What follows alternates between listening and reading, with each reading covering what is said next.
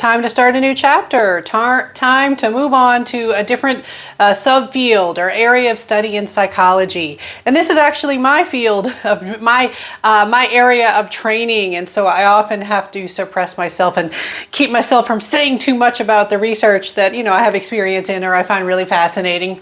But we're going to be talking about developmental psychology. So what the heck is developmental psychology? It has to do with the study of development, which is change over time, essentially. Developmental psychologists study change over time. In people and in non-human animals sometimes. Some classes or textbooks will just focus on human development, but there are developmental scientists who study animal development and sometimes applying it to humans. But developmental psychologists, they're psychologists who study physical, cognitive, and social changes that species experience throughout the lifespan. Now, that is one important element. It's a lifespan approach. A lot of times when people think of developmental psychology, they think of childhood.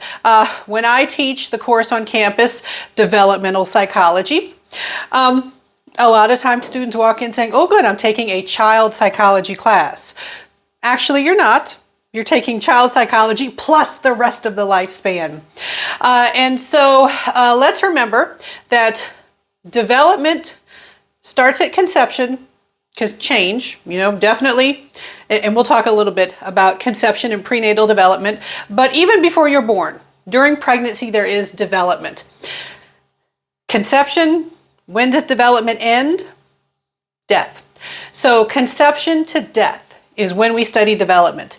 And some people will even say this is womb to tomb psychology because of that lifespan approach.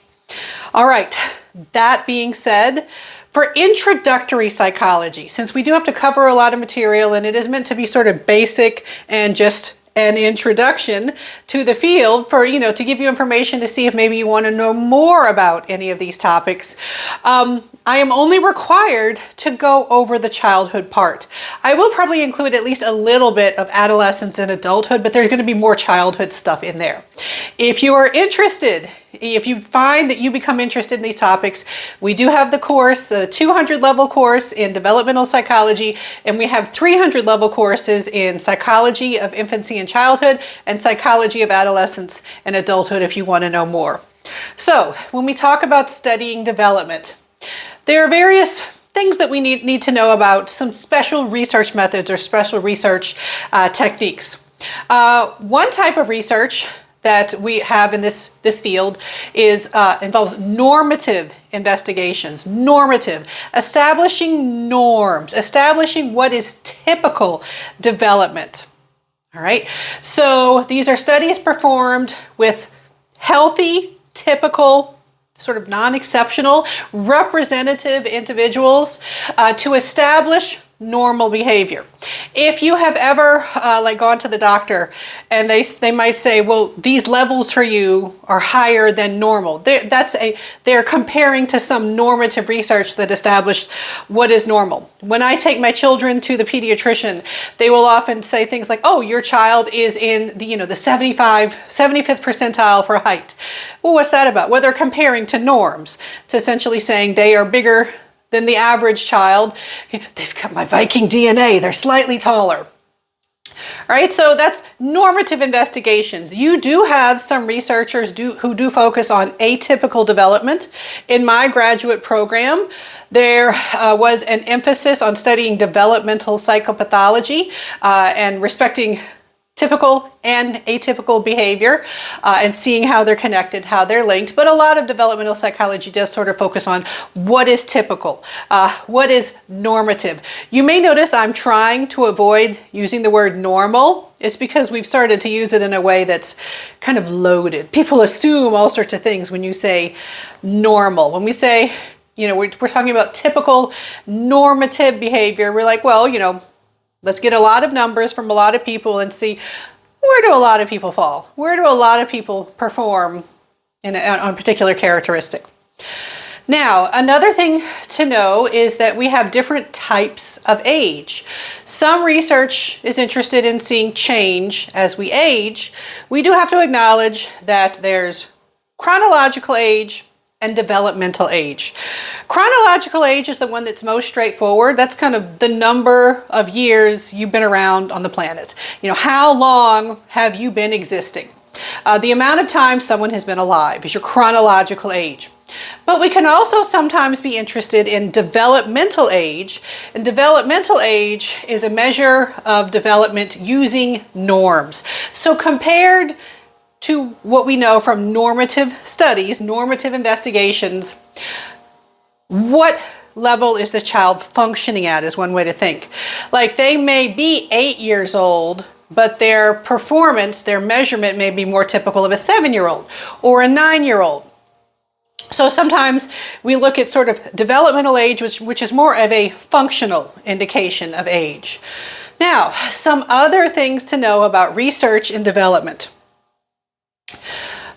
When we are interested in change over time, we often are not going to be doing sort of the traditional research that you learn about in the beginning of an introductory psychology class, where we talk about, hey, it's nice to do an experiment where you can manipulate a variable and compare your groups.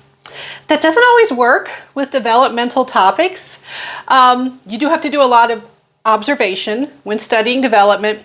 And one issue is you want to see change over time. Well, you have sort of two major options. You can do a cross-sectional study or a longitudinal study. With a cross-sectional study, and this one's the simpler one, with a cross-sectional study, you recruit different groups of different ages. Another way to say that is you recruit different cohorts. A cohort is a group of people born around the same time or around the same age. Sometimes cohorts are very specific, like they'll say we want people born in a particular year. Sometimes it's more of a range, but the idea with a cohort is people born at the same time. They're about the same age. So you take different cohorts and you compare them. With a cross-sectional study, you recruit different cohorts and you compare them, and if there are differences between the cohorts, you are hoping that the differences are because they are different ages. These are age-related differences. You have to be careful. If you're going to do a cross-sectional study, you do have to make sure that it's appropriate to assume that any differences between your cohorts, your groups, you have to make sure that it's reasonable to assume that any differences you see are genuinely because they are different ages. Sometimes we do have to worry about something called cohort effects, though. Sometimes cohorts are different because of different experiences. So sometimes it's not being older or being younger that makes them different. Sometimes it's that they had some shared experience. One example, they're doing yard work outside my window. I'm sorry if you can hear that. I'm hoping you can't. But one example of an important cohort difference. Let's say you wanted to compare a cohort of people in late adulthood, people 65 and older, with a cohort of middle adulthood, let's say around 45 to 50, and then young adulthood or emerging adulthood. You know, you're 25 or so year olds. All right. And let's say your study involved checking in daily using an app on a smartphone. All right, so think of your groups: 25-year-olds, 45-year-olds, 65-year-olds. Let's just kind of simplify them and put them. Do you think they're all going to be equally comfortable and familiar with using a smartphone to check in? If you spent any time with people in late adulthood, a lot are like my mom, who's in late adulthood. She has a smartphone. I mean, she knows how to use it for basic stuff, but anytime there's an app that she has to use to like check in for the pharmacy, or she's like, no, I don't want to do it. I hate that. My dad doesn't know how to use a smartphone. All right. I mean, he has one, but he only knows how to open Facebook and look for pictures. He doesn't use it for anything else, any other complicated stuff, any apps. He just does not do it. All right. Your 25-year-olds, I guarantee you say, oh, you have to check in with the app. They're like, all right, let me download the app. They're already going to anticipate what they have to do probably. So if you found differences in that particular study, would it be differences due to age, or could it be differences due to cohort effects related to familiarity with your measurement device. In that case, it is very likely that your device could be leading to differences that may have nothing to do with the variable that you're interested in. So you'd have to watch out with that sort of a study. Cross-sectional studies are fine if you're studying something where you really don't have to worry much about cohort effects. If there's any concern about cohort effects, you might be cautious with doing a cross-sectional study. Now, what's the other one that we can do? You can do a longitudinal study. This is a study where you recruit people of one cohort and then you follow them over time. You watch them age. You observe development as it happens. Okay, you still have problems. It's more expensive, it's more difficult, it's not as convenient, it's hard to track people over time. Not everybody wants to come back for multiple assessments, multiple follow-ups. And even when you think you've gotten around cohort effects, you can still have problems with generalizability because that cohort that you learn a lot about for that study, their experiences may not generalize to the experiences of other cohorts. So even the longitudinal study is not perfect for studying development. And we even have some researchers who do a hybrid design called a cross-sequential study where you can combine the two, where you recruit people of different cohorts, so it seems like a cross-sectional study, but then you follow all of them over time, then it also has a longitudinal component. That's really difficult to do, all right? But those are some of the things that are available for developmental psychology research. All right. Next video, we're going to talk about some of the issues and theoretical debates and issues and discussions related to development.